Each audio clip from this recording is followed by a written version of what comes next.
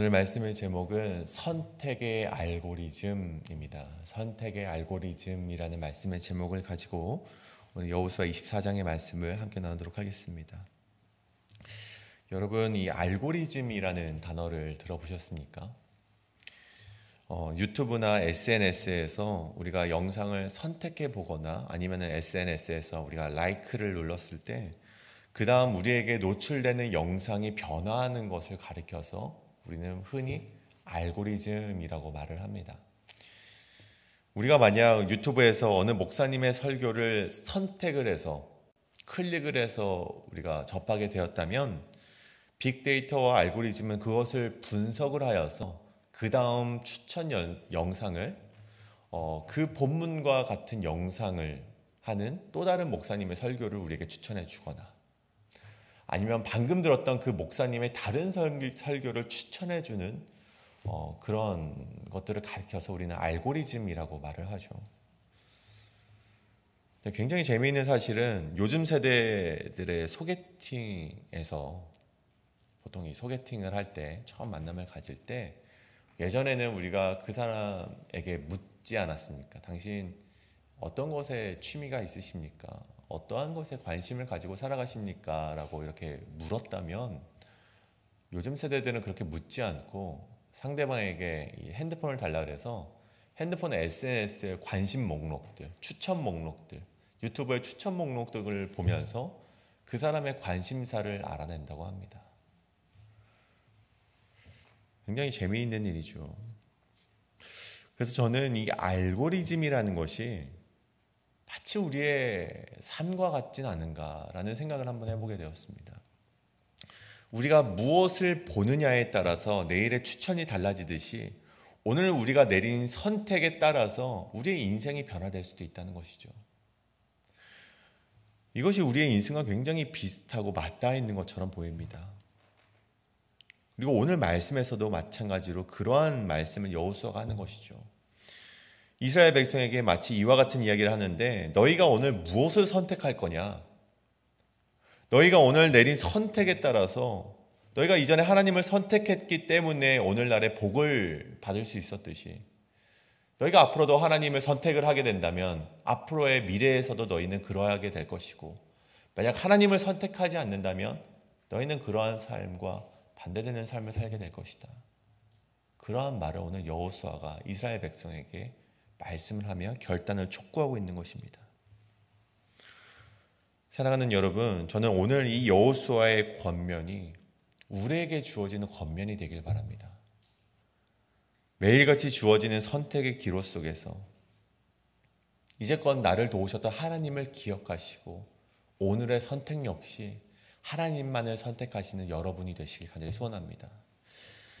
오늘 이 선택의 알고리즘, 오늘 이 두 가지로 그것을 우리 함께 더 알아가 보게 될 텐데요.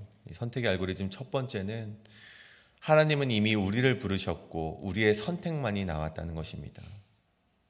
하나님은 이미 우리를 부르셨고 우리의 선택만이 남아있다는 것이죠. 우리 가장 먼저 24장 1절의 말씀을 보면 여호수아가 이스라엘의 모든 지파를 세겜으로 모았다라고 되어 있습니다. 그리고 그에 따라서 이스라엘 장로들과 수령들과 재판장들과 관리들이 모두 하나님 앞에 나와왔다라고 1절에 기록하고 있죠. 근데 여러분, 이 세겜이라는 지역이 어떠한 지역입니까? 굉장히 유의미한 지역이죠. 오래전 하나님께서 아브라함을 선택하셔서 그를 이 가나안 땅으로 부르셨습니다. 약속의 젖과 꿀이 흐르는 땅으로 부르시고 나서 이 아브라함이 첫 번째로 제단을 쌓은 곳이 바로 이 세겜이라는 지역이었습니다. 그리고 이 밧단 아람, 이 하란 땅에서 돌아온 야곱이 이 디나의 사건을 통하여서 결단하고 각성하고 이방의 우상들을 묻어버리고 가족들에게도 그 우상들을 버리라고 말한 그 개혁의 장소가 바로 이 세겜이라는 땅이었죠. 그리고 여호수아도 이 가나안 땅에 들어와서 이 에발산에 제단을 쌓아 희생 제사를 드리고 난 뒤 모세의 명령대로 하나님의 율법을 낭독했던 장소가 바로 어디입니까? 바로 이 세겜이라는 지역이라는 것입니다.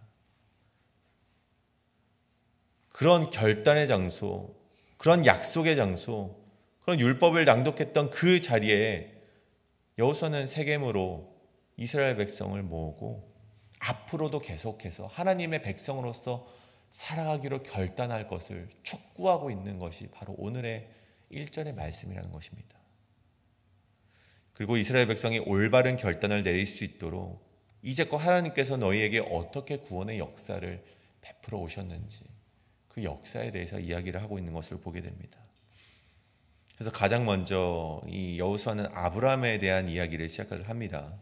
그래서 2절에 보시면 곧 아브라함의 아버지 나홀의 아버지 데라가 강 저쪽 우리 갈대아 우르를 말하는 것이죠. 그곳에서 다른 신을 섬겼으나 3절에 보면 내가 하나님을 말씀하는 거죠. 즉 하나님께서 아브라함을 갈대아 우르에서부터 이끌어내셨다라고 말씀을 하십니다. 이끌어내셨다. 그리고 곧 이어서 이삭과 야곱에서부터 이 말씀이 이어져 가서 5절을 보시면 내가 모세와 아론을 보내었고 하나님이 주체가 되시는 것이죠. 그리고 애굽의 재앙을 내렸고 너희를 인도하여 내었다라고 말씀하고 계십니다. 그리고 그 말씀은 계속해서 이어져서 광야 생활 가운데에서도 8절에 보시면 내가 또 너희를 인도하여 유단 저쪽에 거주하는 아모리 족속의 땅으로 들어가게 하며 그들이 너희와 싸우기로 내가 그들을 너희 손에 넘겨주매 너희가 그 땅을 점령하였고 나는 그들을 너희 앞에서 멸절시켰다. 여러분 이 주어가 주체가 모두 하나님이 되고 있음을 우리가 계속해서 보게 됩니다. 그리고 가나안 땅에 들어와서도 11절에 보면 내가 그들을 너희 손에 넘겨주었다라고 말씀하고 계시죠. 이 이야기 속에서 캐치되는 공통점이 있다면 하나님이 아브라함을 이끌어내셨다. 그리고 모세와 아론을 보내셨다. 내가 너희와 조상들의 애굽에서 인도하였다. 8절에 내가 너희를 인도하였다. 10절에 나는 너희를 그의 손에서 건져내었다. 하나님께서 주도적으로 저들을 선택하셨고 보내어 주셨음을 말하는 것입니다. 오늘 15절에도 나오는 이 단어 택하다, 선택하다, 이것이 저는 오늘 우리가 함께 읽은 여호수아 24장의 말씀의 핵심이라고 말씀드리고 싶습니다. 이 택하다, 선택하다라는 말은 히브리어 바르라고 기록이 되어 있는데 이 바르는 성경에서 보통 하나님의 주권으로 이루어진 선택에 대해서 말할 때면 항상 사용되는 단어입니다. 바르. 근데 우리가 이 선택, 이 바르라는 단어를 한번 잠시 생각해 보길 바랍니다. 여러분 이 선택이라는 것이 어떻게 일방적으로 이루어질 수 있겠습니까? 이 선택이라는 것은요 일방적인 것이 아니라 항상 쌍방으로 이루어져야 된다는 것이죠. 제가 올바른 예가 될지 모르겠지만 한 가지 예를 드리되 어떤 한 청년이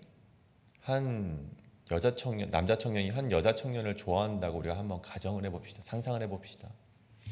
근데 그 남자 청년이 내가 너 마음에 들으니까 너 내 여자친구 해라 라고 말을 했다면, 내가 너를 선택했으니 넌 나의 여자친구가 되어라 라고 말을 했다면 여러분 그 다음 일어날 일이 무엇입니까? 그 여자 청년이 그 남성이 마음에 든다면 그 요청에 응답을 하겠죠. 알겠습니다. 너의 여자친구가 되겠습니다. 라고 말을 하거나, 혹은 그 남자 청년이 마음에 안 든다면 지가 뭔데 그런 말을 해? 하면서 도망치겠죠. 돌아서겠죠.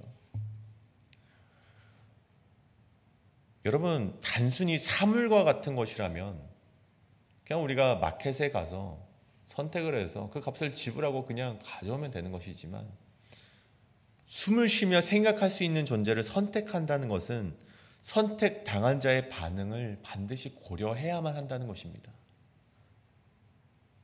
그래서 이 히브리어 바르라는 단어 안에는요 단순히 선택의 의미만 가지고 있지 않다는 것입니다. 이 바르라는 단어 안에는요 선택뿐만이 아니라 그 선택에 대한 반응의 뜻까지도 함께 내포하고 있는 뜻을 가진다는 것이죠. 여러분 오늘 말씀에서 아브라함을 하나님께서 이끌어내셨다라는 것은요 단순히 하나님이 그를 꼭두각시처럼 그냥 끌어내서 가나안 땅에 안착시켰다라는 것을 말하는 것이 아닙니다. 아브라함을 이끌어내셨다는 것은 아브라함이 그 하나님의 선택에 순종하며 나아갔음을 그 뜻 안에 내포하고 있다는 것이죠. 모세와 아론을 보내었다는 것은요, 우리가 다 잘 알지 않습니까? 모세가 굉장히 두려워했습니다. 하나님, 나는 언변의 재주가 없습니다라고 말했을 때 하나님께서 아론이라는 정말 그 말을 잘하는 사람을 붙여주셔서 모세와 아론을 보내셨을 때 그것에 그 하나님의 선택에 순종하면서 그들이 나아갔다는 것을 오늘 그 뜻까지도 내포하고 있는 것을 보게 됩니다. 애굽에서 그들을 인도해 내셨다라는 것 역시 마찬가지로 이 문설주에 양의 피를 발랐던 것으로 결단했던 자들에게 주어지는 하나님의 구원이었음을 우리가 보게 된다는 것이죠. 여러분, 하나님이 택하셨다고 해서 그들이 자동적으로 하나님을 따르는 것이 아닙니다. 그들은 선택받은 이후에 하나님을 향한 반응을 보여야 됐다는 것입니다. 그리고 그들은 올바른 반응을 통해서 그들의 삶에 때로는 모진 바람이 불었을지언정 하나님의 선한 계획 안에 쓰임받는 인생이 되었음을 우리가 오늘 성경의 기록을 통해서 보게 된다는 것입니다. 여러분, 이것이 바로 오늘 우리에게 주어지는 하나님의 부르심임을 우리가 기억하길 원합니다. 하나님께서는요, 이미 여러분을 선택하셨습니다. 그리고 하나님께서는요, 이미 여러분에게 손을 내밀어 주시고 계십니다. 이제 그 하나님의 부르심 앞에, 하나님의 그 선택 앞에 여러분은 어떻게 응답하실지 우리가 결단을 해야 된다는 것이죠.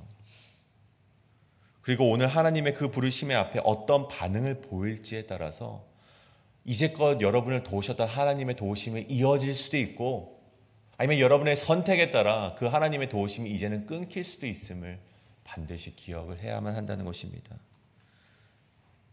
오늘도 여전히 우리를 부르고 계시는 하나님의 선택 가운데 오늘 여호수아의 고백과 같이 오직 나와 내 집은 여호와만을 섬기겠습니다라고 대답할 수 있는 그런 결단이 오늘 여러분에게 있기를 간절히 소원합니다.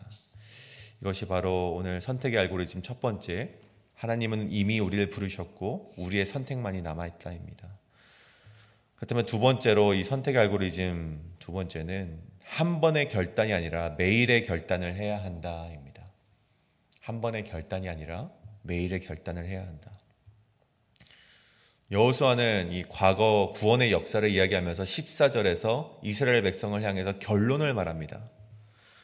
그러므로 이제 여호와를 경외하며 온전함과 진실함으로 그를 섬기라. 너희의 조상들이 강 저쪽과 애굽에서 섬기던 신들을 치워버리고 오직 여호와만을 섬기라. 여러분, 이 말씀을 보건대 너희의 조상들이 강 저쪽에서 섬기던 신들, 그리고 너희의 조상들이 애굽에서 섬기던 신들을 치워버리고 여호와만을 섬기라라는 말의 뉘앙스를 보면 과거에 조상들이 섬기던 신들의 문제로만 우리가 보기는 어렵다는 것입니다. 무슨 말씀이냐면 여전히 오늘날 이 백성들이 조상들이 강 저쪽에서 섬기던 신들, 그쪽에서 있었던 이 달의 신이라는 것이죠.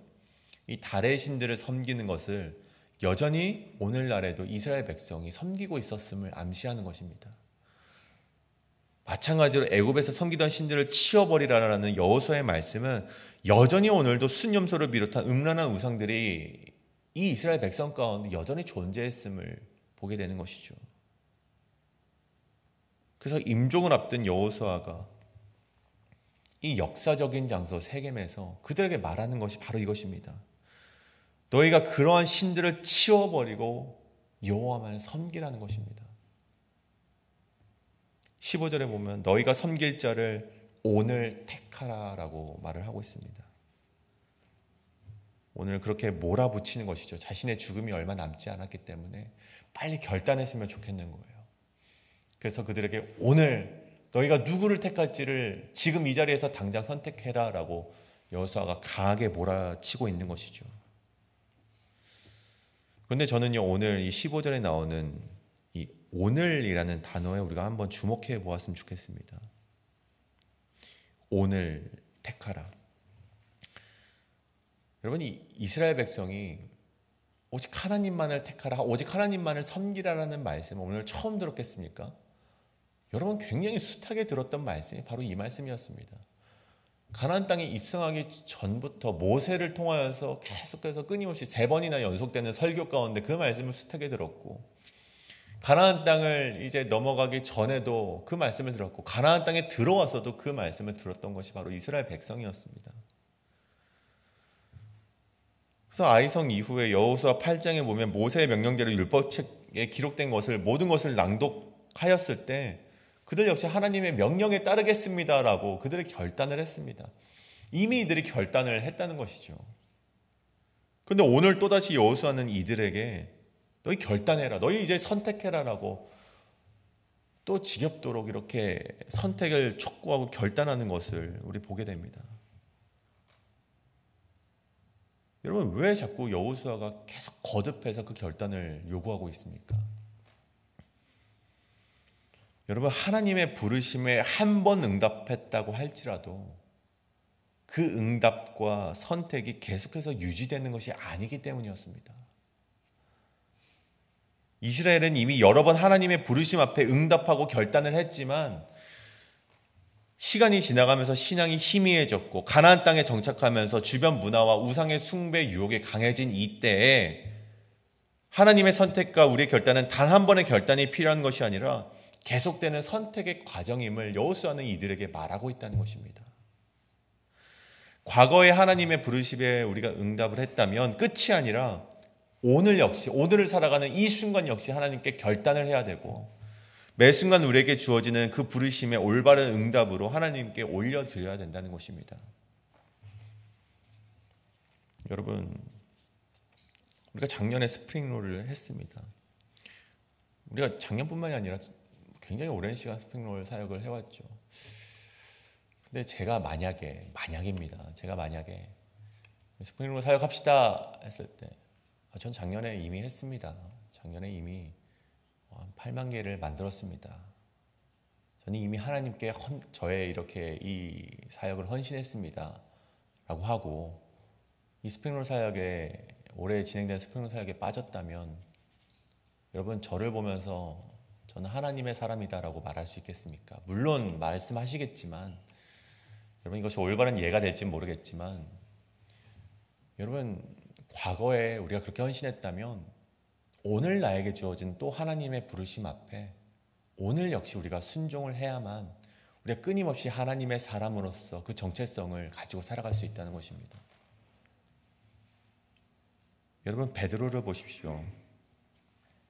여러분 얼마나 멋있습니까? 처음에 예수님이 그를 찾아오셔서 나를 따르라고 했을 때 여러분 성경의 기록에 보면 그 그물을 던져버리고 즉각적으로 그 예수님의 부르심 앞에 따라갑니다. 여러분 그렇게 따라가서 정말 그 말씀 앞에 순종하면서 예수님만을 따르는 인생이 되었습니까? 아니요, 그러지 못했죠. 그가 예수님이 돌아가셨을 때 그를 3번이나 부인하는 그런 실패를 경험하였습니다. 근데 그것이 끝이 아니었죠. 그가 다시 본업으로 돌아가서 고기잡이를 하고 있을 때 예수님께서 그를 다시 한번 찾아가서 그를 다시 한번 불러주십니다. 너가 나를 사랑하느냐? 내 양을 먹이라. 또 다른 부르심 앞에, 또다시 찾아오는 하나님의 부르심 앞에 그는 응답하였고, 그 선택에 하나님 앞에, 그 선택 부르심 앞에 결단하면서 이 땅의 사명자로서 살아가다 죽음을 맞이했다는 것입니다. 여러분, 결단이라는 것은 과거의 결단만으로 완성이 되지 않습니다. 과거에 우리가 정말 하나님 앞에 헌신하며 결단하셨다면 오늘 역시 주어지는 우리의 앞에 삶 가운데 결단을 하셔야 되고, 내일 우리 앞에, 미래 앞에 주어지는 그 결단 앞에 우리는 또다시 하나님의 말씀에 순종하며 나아가는 그런 그리스도인들이 되어야 된다는 것입니다. 사랑하는 여러분, 저는 우리가 과거의 결단이나 과거의 신앙을 자랑하기보다 오늘의 결단과 오늘의 신앙을 지켜내시는 여러분 되시길 간절히 소원합니다. 하나님의 부르심의 앞에 응답할 것인가, 아니면 응답을 저버리고 나만의 합리화로 피할 것인지는 오늘 여러분의 선택에 달려있다는 것입니다. 오늘 여러분의 앞에 놓인 선택지 가운데 하나님의 길을 선택해 나가시는 우리 여러분 되시길 간절히 소원합니다. 이 시간 함께 기도하며 나아가실 때 주님, 내가 오늘 나에게 주어진 여러 선택의 기록 가운데 오직 하나님만을 선택하며 나아가는 그런 신앙인 되게 하여 주시옵소서라고 이 시간 함께 통성으로 기도하며 나아가시겠습니다. 기도합니다.